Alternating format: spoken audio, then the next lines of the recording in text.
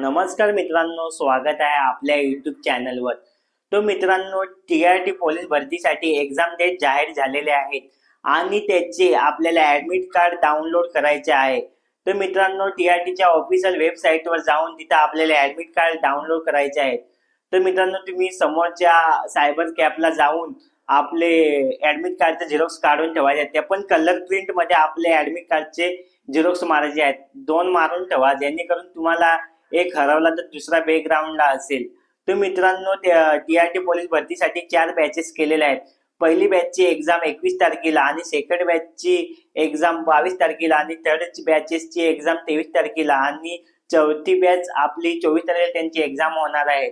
तर मित्रांनो, admit card आपल्याला 15 तारखेपासून लाईव्ह होणार आहे. तर मित्रांनो, ऍडमिट कार्ड आपल्याला तिथे लॉग इन जाऊन करायचे आहे. त्याच्या ऑफिशियल वेबसाईटवर ते लॉग इन जाऊन करायचे आहेत आणि ऍडमिट कार्ड डाउनलोड करायचे आहेत. तर पहिले बॅचचे ऍडमिट कार्ड 15 तारखेला होणार आहे आणि सेकंड बॅचचे ऍडमिट कार्ड 16 तारखेला. तर मित्रांनो, जर आपला 15 तारखेला लॉग इन नाही झाला तर आपले मित्रांनो 16 तारखेला आपल्याला लॉग इन करून बघायचे आहे. तर मित्रांनो, ते दिवशी नाही झालं 17 तारखेला नाही झालाय तर 18 तारखेला. तसं आपला कोणता पण दिवशी म्हणजे लॉग इन करून बघायचे आहे मित्रांनो.